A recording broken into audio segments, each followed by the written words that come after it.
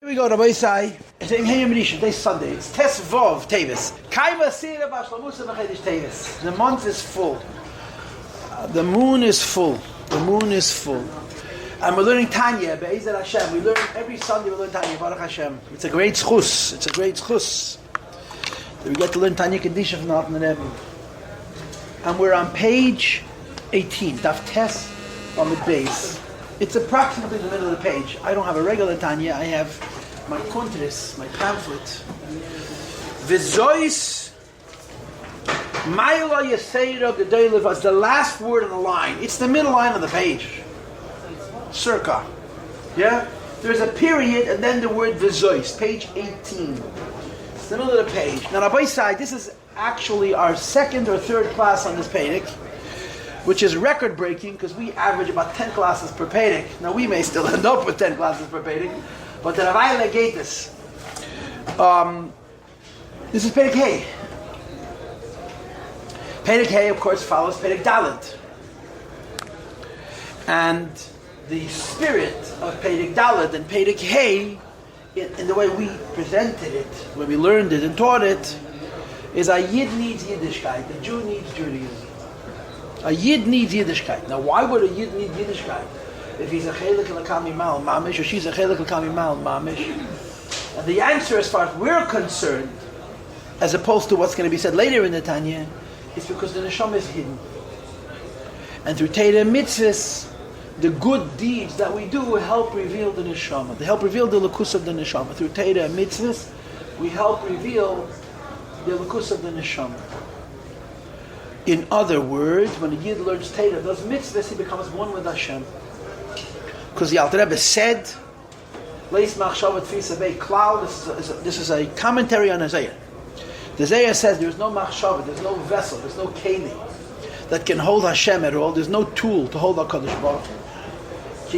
So the Alter Rebbe adds, Kim kashat tfisa mislabeshes v'teiru mitzvah tfisa behen v'teiru mitzvah. When you learn Teda, do mitzvahs. In mitzvahs there's Hashem. In Teda there's Hashem. Now the way this conversation develops is that initially there is a special emphasis on not distinguishing between mitzvahs and Teda. When you read Pedic Dalet, you read chapter 4, the Alter Rebbe is dafken not separating Teda from mitzvahs. He packages them together and says when a Yid does any mitzvah, or a Yid studies any word, any thought, any letter of Teda, he's one with himself. Pedic Hay, chapter 5, started with a question. Ulahavin loshen tfisa, whatever teisves be a loshen tfisa she'amer Eliyahu. That the expression in the Zayar is tfisa. Leis machshava tfisa. That there's no way to hold Hashem, but you can hold Him through Teda and mitzvahs. So the Alter Rebbe picked up on this word tfisa. Why? Because even though the Alter Rebbe argues, presents, teaches, reveals that when a Yid learns Teda and a Yid does a mitzvah, he's one with Atzmas Ein Sof, he's one with HaKadosh Baruch Hu, he's one with Hashem. But the mashal, the illustration, the example for describing this nature of the nature of this oneness is like a garment. Katzina rotzen ta'atren. When you're doing a mitzvah, the mitzvah is a shirt that you wear, and this shirt is Atzmas Ein Sof Baruch Hu. This is how you want HaKadosh Baruch Hu. So there's no tfisa. You're not holding Hashem. You're being enclosed. You're being draped. You're being surrounded by. You're being wrapped with Elokus. So here the Alter Rebbe says, once you want to be so precise, and not only understand the idea in general that there's no way to have Hashem, but you can have the Teda mitzvahs, but you insist on explaining the word tfisa precisely. The only way to solve this is by now separating Teda from mitzvahs and speaking in advantage in Teda over mitzvahs. And this is what we discussed last week and the week before and the week before that. We skipped 1 week because of Chanukah, but the Sunday before Chanukah we were in somebody's home, Esti's home, and then the last Sunday we continued learning. And the Teichen Advarim is that when a Yid learns Teda, this is the way to say it. The Teda becomes... He becomes one with the Teda, that's the first level. And the Teda becomes one with him, this is the second level. He becomes one with the Teda, like when you digest food, the food is broken down. And the food gives you life. And then the Torah becomes one. With him is the idea that after you learn something and you process it, you give it back different. And if you were here last Sunday, I think it was last Sunday, I explained this by pointing out, the Rebbe used to say this all the time. The Rebbe says this all the time. I give a shir Shabbos morning. There's a guy who sits right in front of me. And any time I say used to, he says says, is. He's right. He's 100% gerech. He says nev shabbamis, it's yeter hara, it's chitzenius. The Rebbe says this all the time. There's Yispanis and Minei, and there's La Foshala. Yispanis and Minei means Teda is food. And La Foshala means Teda is something you can change, you can enhance, you can expand, you can add more to. So, Torah, you becoming one with the Torah, is your parnoset, your mezenis, you live from eating it. And the Torah becomes one with you, means that you have your own version of the Torah based on the fact that you're a different person. And we say about Torah, and even about Pnimiyus HaTorah, that it's like mazon, it's food. It's food in both levels. The first level is, Torah is like food, that it becomes, when you learn the Torah and you understand it, your brain changes. You become a different mind, a different person. But even deeper it's true when it becomes a different Torah, because when you process the Torah and then you give it back, especially if you're able to be a Machadish Chiddush Amiti, to contribute newness in the Torah, you give back a different Torah than the Torah you received. This is Tfisa. So the basic idea that when a Yid learns Torah, does any mitzvah, he's one with the Eibishter himself, is true in Torah and mitzvahs, the same. But when you want to underscore, when you want to press on the nerve of the word Tfisa, Torah stands above.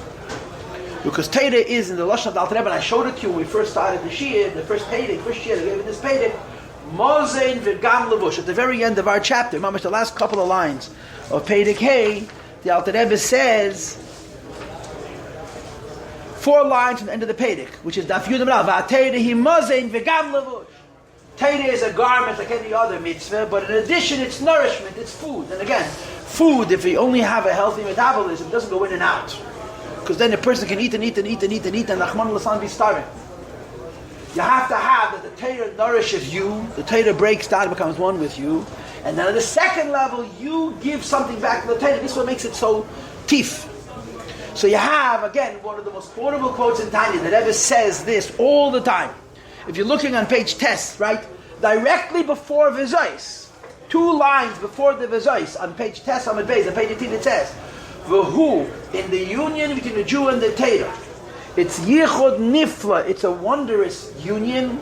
She'en yichud kamaya. There is no unity like it. But like erke, no, not in its worth, not in its measure. Nimsa, that can be found klal at all, begashmes, on a physical level. Liyais, that there should be an occasion, there should be a circumstance, there should be an inyan of lachodim yuchadim mamish. The 2 things should become one and unified. Mikol tzad v'pinach, from every side, from every corner.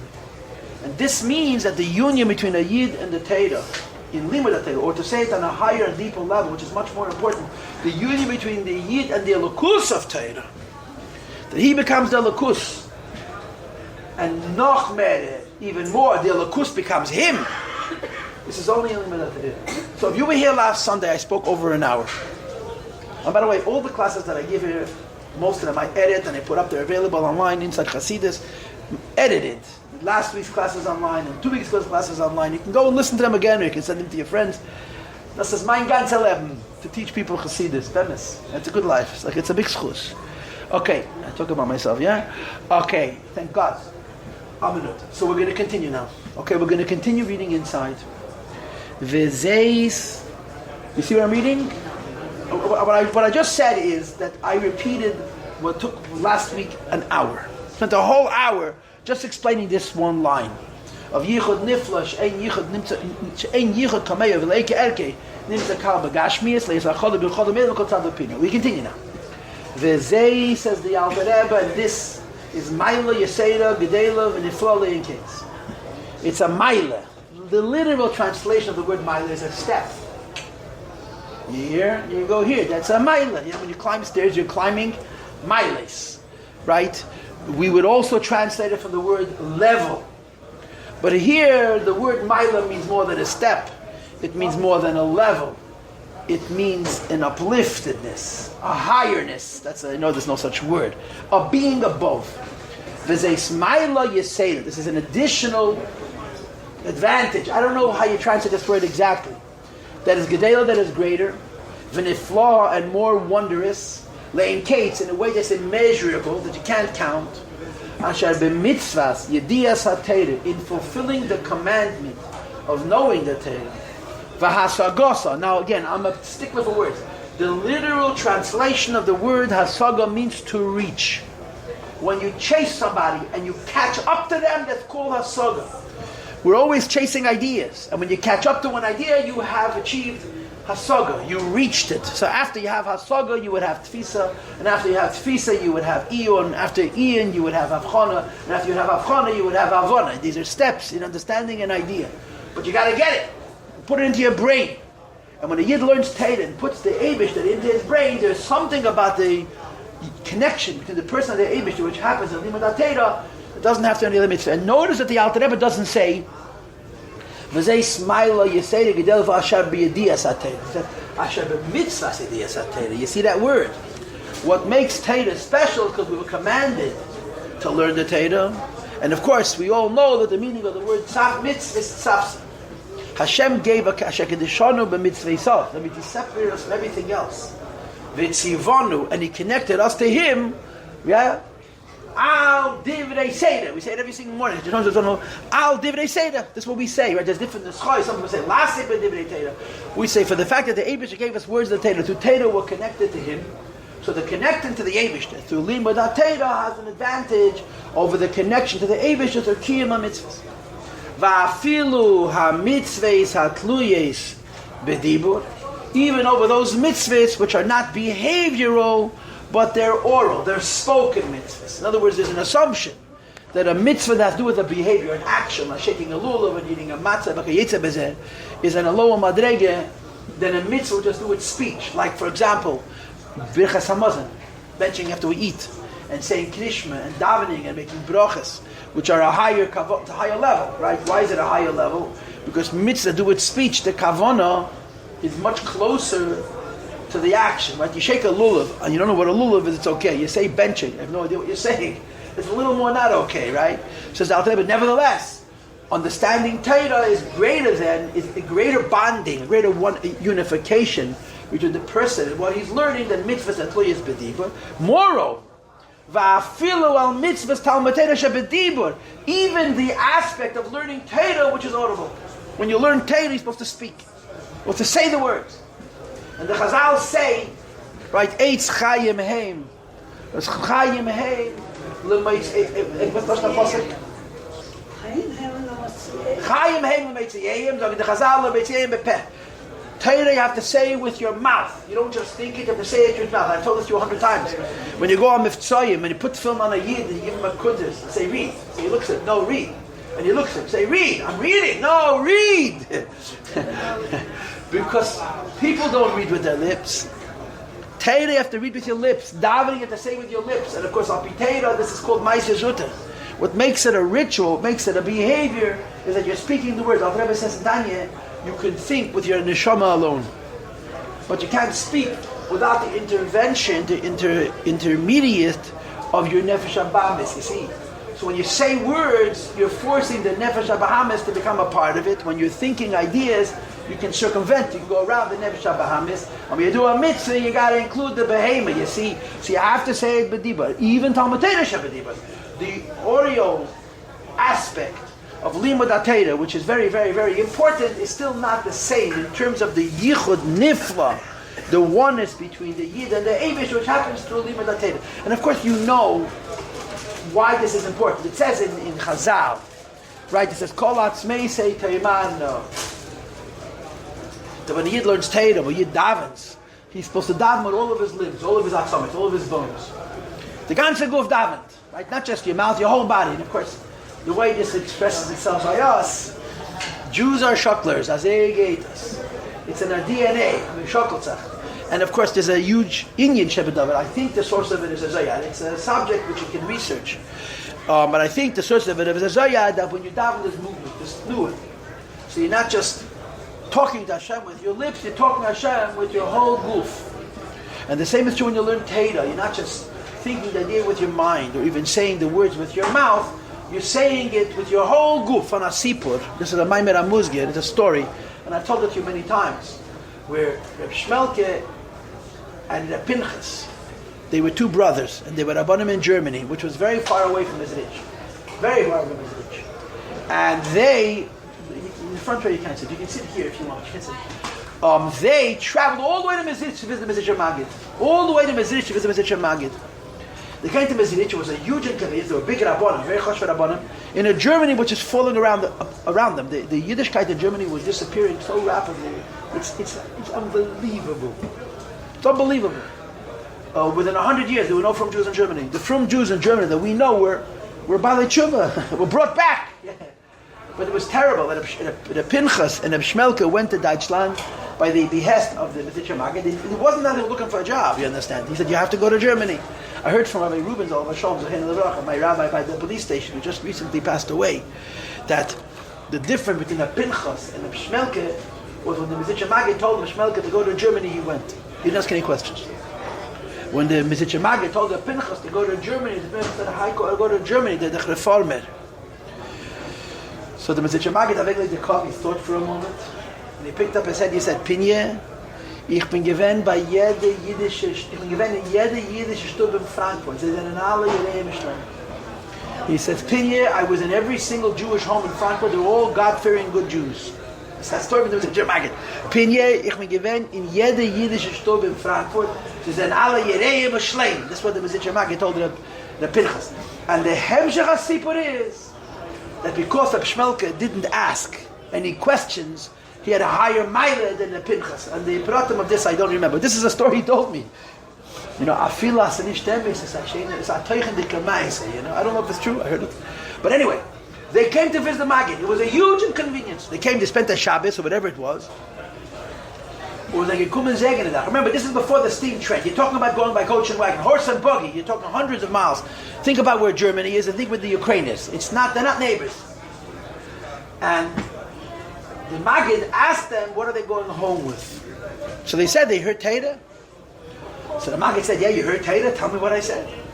So they gave him back the Torah. And you could imagine the Pinchas and Shmelke, they're pretty good Ukrainians. Yeah? Mistama they could do as good as Rabbi Yael Khan. Yeah? Mistama, yeah?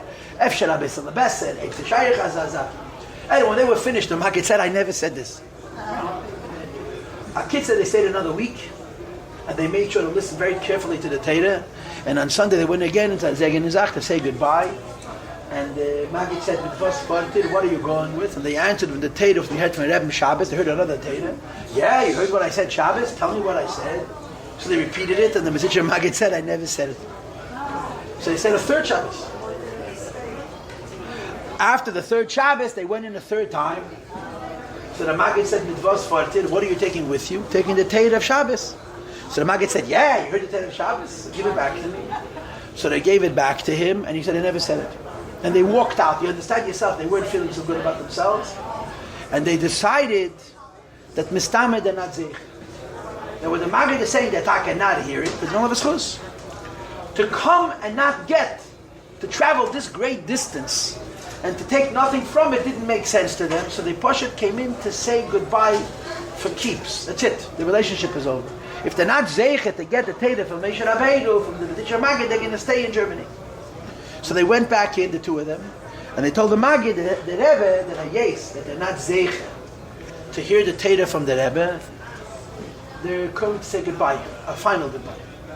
So the Magid told them, Geh zu Zalman Litva, go to Zalman. Or he used to call, what did he call them? Unser Rav, the Mizitcher Magid had a very high opinion of the Alter Rebbe.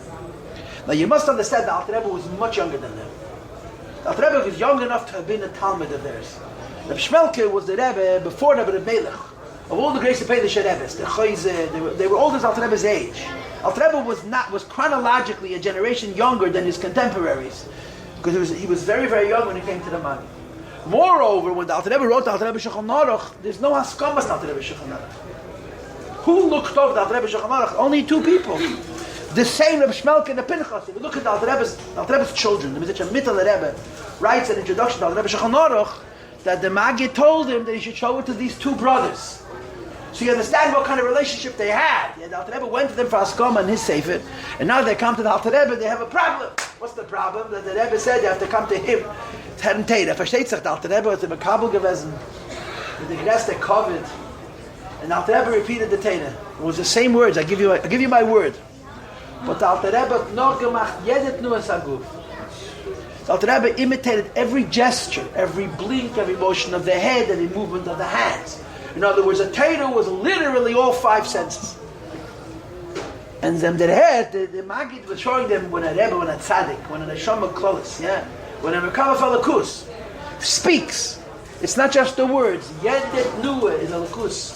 And he showed them how you have to listen, with your eyes and with your ears and with your nose and with your mouth and with your taste, with your palate. This is the Sipur. Anyway, Ganachsel Yamin. The Shaila becomes a Yid learns Teira and he forgets it, right? How does a person keep his Teira? So the Chazal say, Kol Atzmei Sei Temana, that when you learn Teira, and the Teira pervades your whole goof, all of your limbs are speaking Teira, not just your mouth. So then, Im Arucha, B'chol, Ramach Eivorim, when the Teira is arranged, the whole body of the person is filled with the Teira that he learns, not just his mouth. So then it's Miskayemis. That Teira has a kiyum. That's when Teira is in Yinitzcha. Teira is forever. But be that as it may, the Alter Rebbe said, Teira, you don't just think, you speak, and you shuckle, and you gesture, and you scream, and you shout, and you argue. Yeah, Teira. Maybe you should Teira. You shouldn't shim his crowd, and you really don't have to argue. But as they gate us. But the bottom line is that the Rebbe help. Kunt mitzula mitasa shal Teira. You understand? You argue, you scream, and in the end is that the emes of Teira emerges. So the Alter Rebbe says you should know that notwithstanding how substantial it is, that you don't just think the Teira, but you speak it. You don't just speak it, but you gesture it. But it doesn't come to the connection between the Yid and the Teira from the Iyun, what happens in the mind. Because the Yichud Michotzad Upina, the one is between the Yid and the Eibishter, that happens through Teira, in the wording of our Pedic, which is Tfisa, where the Torah, you become the Torah. And the Torah becomes you. This is not in the words of the Torah, the gestures of the Torah, it's in the unity, the fusion between the ideas of the Torah and the person's mind. Okay? And he explains why. Ki. Do you have the place? Ki. Ki. Al yedei kol ha-mitzvah shebedibur umais.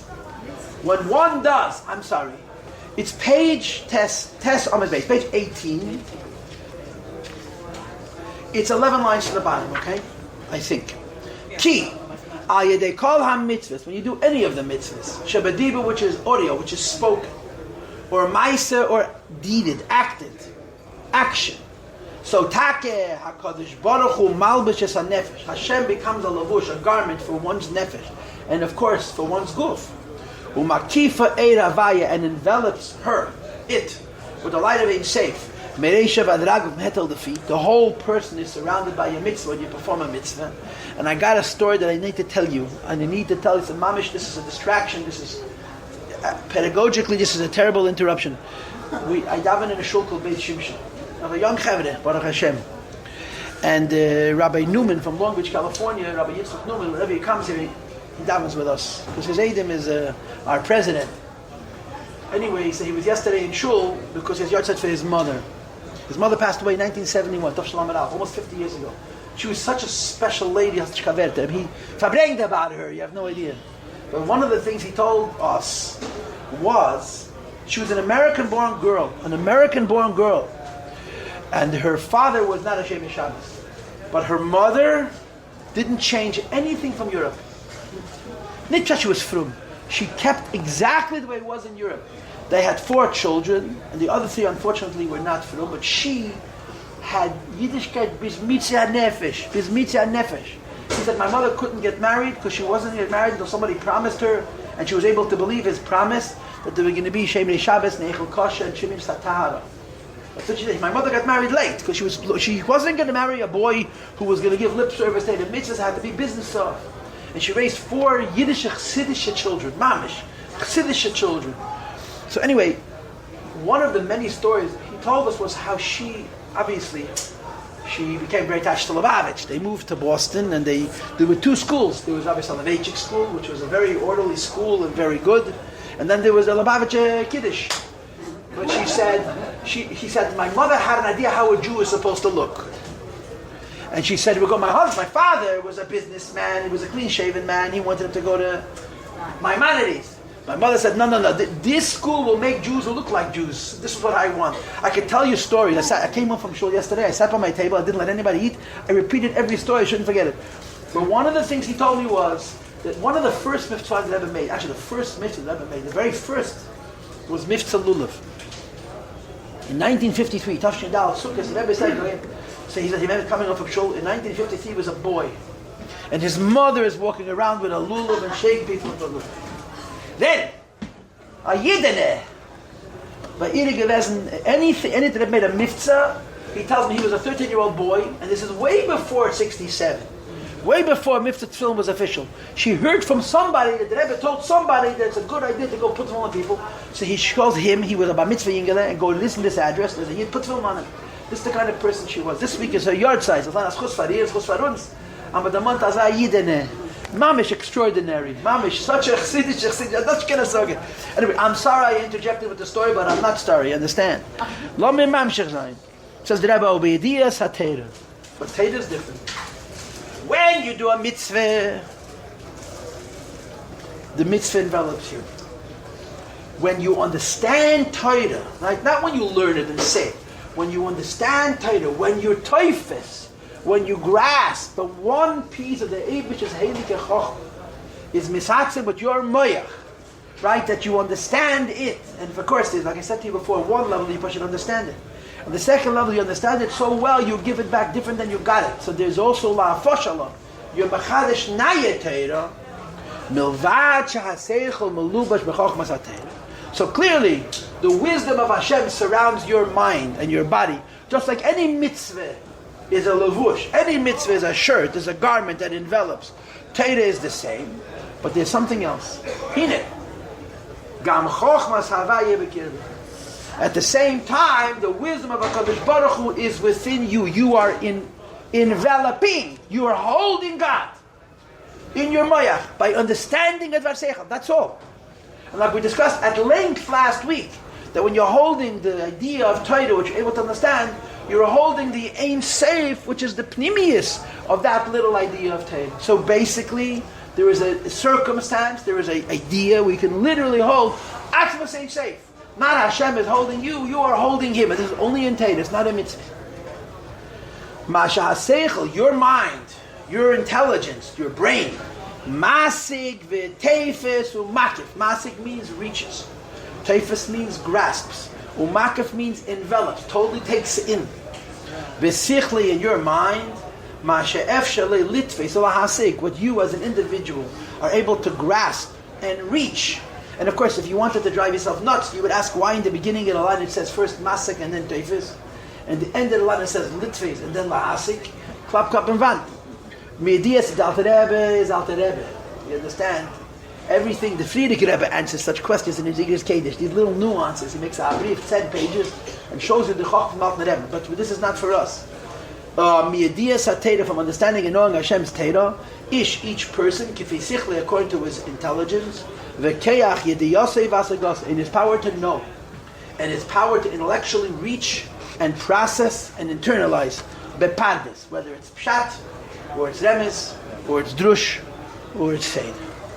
Says the Rebbe, ulefi, and whereas, considering the fact, shabiyadiyas ha-teira, when one knows the teira, you have a duality that you don't have in mitzvahs. Namely, ha-teira melubeshes, the teira is enclosed within benefesh ha'adam, the soul of the person. In other words, not that the teira is holding you only, but that you're holding the teira as well. And again, the language in the beginning of the Pedic is makif amukaf.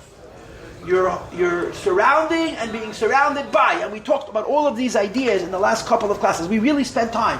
It's taka only our third or fourth class on the Pedic, but I explained each idea of this Pedic, which is negei. I explained it.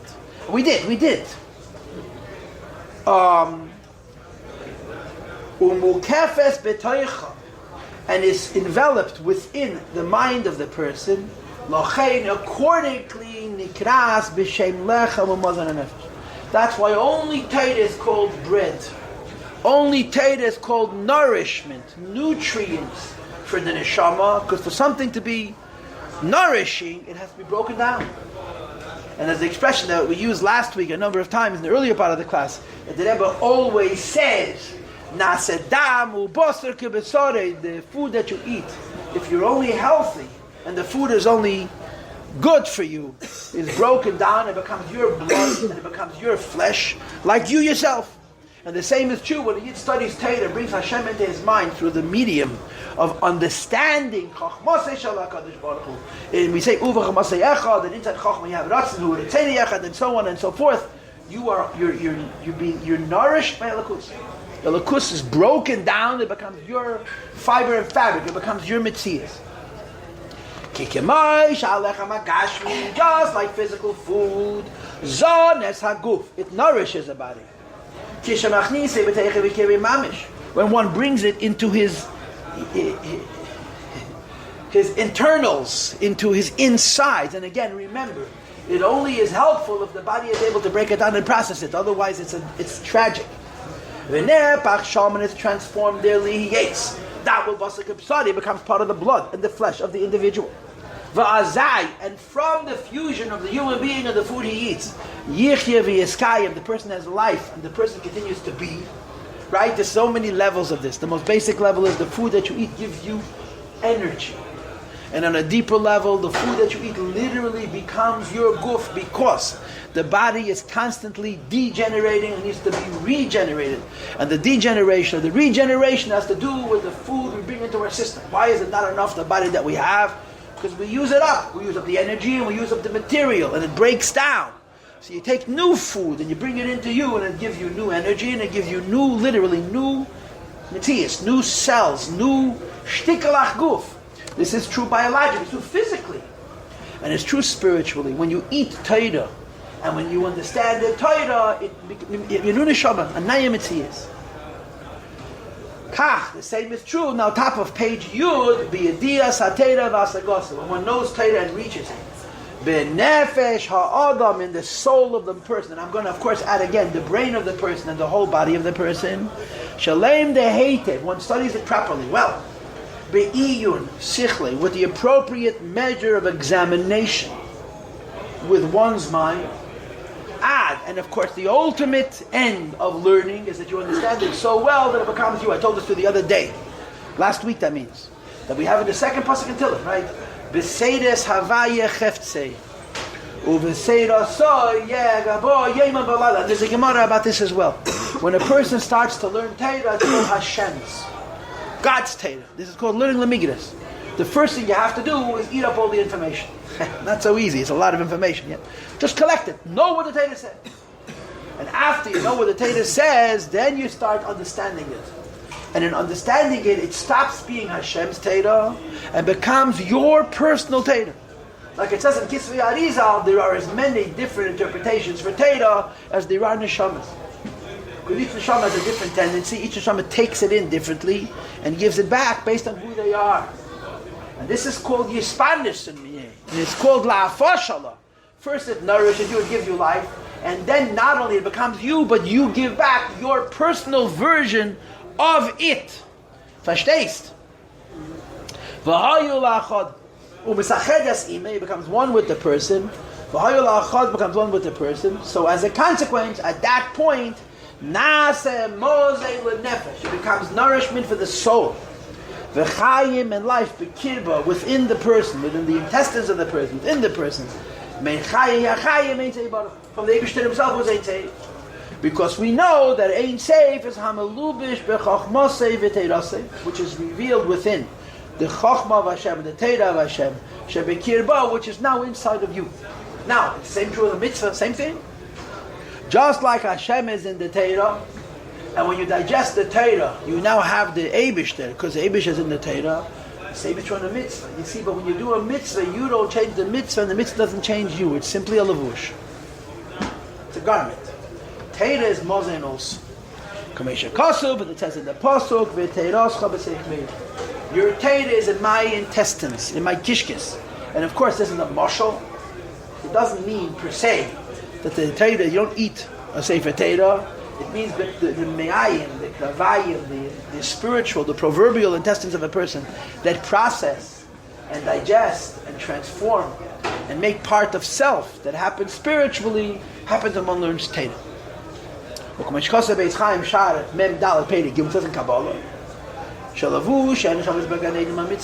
That in Gan Eden you have garments.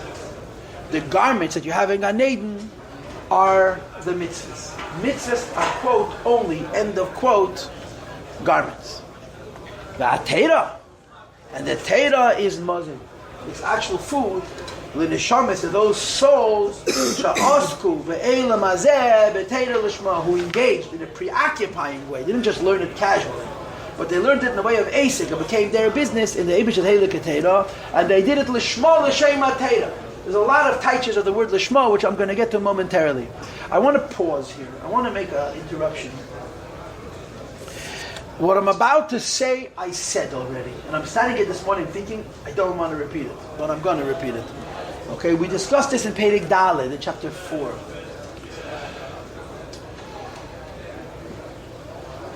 What I'll do is, I'll lay a foundation today. I'm not going to give you a long Torah. I'm just going to tell you a point. And believe me, the next week we'll revisit it and we'll fabreg about it some more. When you learn Chassidus, you're learning Pnimiyas HaTorah. You're learning the Shmos HaDerais, the soul of the Torah. By definition, that means nothing that you could learn is available to any of your senses. You can't see it, you can't hear it, you can't smell it, you can't taste it, you can't touch it. You can imagine it. It's called Yedias HaShlila. You know it indirectly. Or Yedias HaMetzias. You know what it is, but you don't know how it is. You have a very limited schush, a very limited sense of what it is. You can't know it comprehensively because it's elusive, it's ephemeral, it's ruchniism. So one of the frustrations you have when you learn Chassidus is contradictions with your memory. Tons of contradictions. Now the reason for the contradictions is because every Maimed talks about one thing. In other words, when you want to talk about any subject in the world, doesn't matter which, it really has 100 sugis, 100 things. If you talked about them all at once, you would end up with one big nothing, a feig. You know, it's from Avot, the Rebbe's Rishimis, yeah? Eitzadas, te'eino hoisa. You know why you mach a feig? When you want to tell somebody, go blow, you put up your fist and your finger like this. A fig, because the Eitzadas was a te'eino, was a fig, according to one opinion. The whole hezbollah, could you imagine the Friedrich told us to the Rebbe, Tavos mamacht a feig, and it was masber, Eitzadas, te'eino hoisa. Okay, Narishkeit, nicht Narishkeit, aber ja Narishkeit. What Chassidus does is it teaches you one aspect at a time. So when you learn one aspect, it's so logical and it's so comprehensive, so geschmack. And then you're disappointed to find out that the other Maimed says something different because it's a different aspect. So what you try to do automatically is fit them together. What's the problem? If the Rebbe thought he could have fit them together, he would never have separated them. He separated them because he doesn't want you to fit them together. Understand this, and understand this, and understand this, and understand this, each one separately. And then see how you're going to string them all together, and see how able it is, how complex and how fine it is. Here's a classic example. We're learning about Yiddishkeit, right? Judaism. Judaism means Torah mitzvahs, not social science and stuff like that. It's about Torah mitzvahs. But we're learning about Torah mitzvahs from one angle, from a limited angle. And the angle is what Judaism does for you and me. There's no part of this conversation which talks about what Judaism does for the Eibishter, how it affects the purpose of creation. It simply discusses how Yiddishkeit touches us. You want to learn how Yiddishkeit has a greater effect? Learn Perek Lamed Hey, chapter 35, 36, 37, where they introduces you to this idea called Dira B'Tachtoin, and you'll find out a different picture, a different perspective. As a consequence of this beautiful conversation about Torah mitzvahs, which we've been sitting on for months, is really a piece of a puzzle. It's not the whole puzzle, it's a piece of a puzzle. It's the piece of a puzzle that matters to you as a person. When I learn Torah, when I do mitzvahs, I become one with Hashem. Very important. But it's partial. This partiality results in a much more comprehensive discussion on Torah than on mitzvahs. When you're learning these two prakim, it's a no-brainer that Torah is more important than mitzvahs. Why? What do you mean, why? When I learn Torah, I'm eating God to the extent that I can give Him back. Mitzvahs don't have those properties. But that's this particular angle. That's this particular slice. There are other slices. And when you learn those other slices, you get very different ideas. Right? Any Lubavitch in alive today knows that Kiyum mitzvahs is more important than Limud Farvos, you want to bring Mashiach? Give tzedakah. Oh, you have a free minute? It's complicated. You're learning here a slice, a piece. This slice, it's not about Torah over mitzvahs, no. It's about Torah and mitzvahs as it relates to me and you. What we get, what happens to us as individuals, as people, as neshamas, through Torah and mitzvahs, and this particular slice underscores the mile of Torah over mitzvahs. But there's more.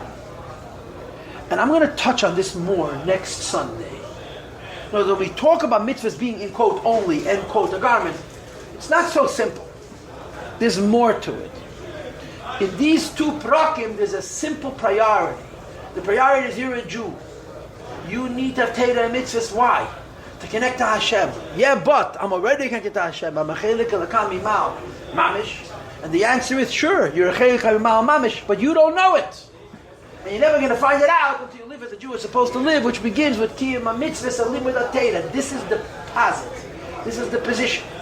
And from this point of view, we put mitzvahs in a secondary category and Torah in a primary category. We say mitzvahs, only a garment, only a garment. Torah, you're kidding? Where we're holding now is this idea that mitzvahs are levushim, and Torah is mozen v'gam levush, but there seems to be such a leaning in the way of Torah, it's almost like mitzvahs are a distraction from the Iker Ha'im, and it's true when you're looking at Yiddishkeit through the prism of how Yiddishkeit serves me. Now let me show you my ultimate clue. What is the Taich Torah Lishma? What is the meaning of Torah Lishma? When you ask a non-chassid what means Torah Lishma, it means just for the sake of Torah, not to become a Malamed, not to become a Rosh Yeshiva, not to become a Rav. But in Chassidus, Torah Lishma means that you're learning the Torah, do the Torah a favor. But that's not what it says here. Look weiter. It says the Rebbe, U'k'mei shekasuv b'zeyar v'yakel daf reish yud. As it's written in the Zeyar and Vayakel. We are 8 lines from the top of page Yud. U'lishma haynu. You know what Lishma means here? Here in Perek Hey of Tanya. K'dei lekashe nafshe lahavaya. To connect yourself to the Eibishter. By having a reach intellectually into the Torah. Ish k'fi sichli, each one according to his mind. There's no mention of the idea of connecting Torah to Hashem and doing Torah a favor and all those exotic things. Because there is a context. The context is that when you're learning the beginning of Tanya, it speaks about how we can come closer to the Eibishter. Period. The idea that we have a mandate, that we have a shlichus, that we have a mission through our limud Torah that goes beyond us is not here. It's someplace else. And accordingly, we raise up Torah over mitzvahs. The mitzvahs are only a garment, in quotations. And the Torah is so much more. So let's end on the cliff right here, okay? The klak hat nicht kein hearts. I told you, those klaks have no hearts. Which is, by the way, good. If they had hearts, imagine a klak, a Yiddish mame. Keep in mind for next time to just bring in how this impacts us as women and women. It'll kind of like a parenthesis. I don't want to do it as a parenthesis.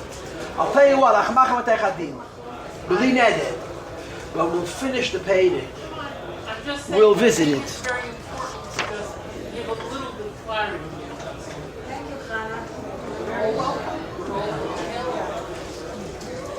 I'm not sure exactly what's the difference between men and women. But I'm not going to do it as a parenthesis, as an aside. We'll do it. So let's pause. Thank you all for coming. And we'll do a Mitzvah in a minute or two. And the next week we're going to revisit this shtikele.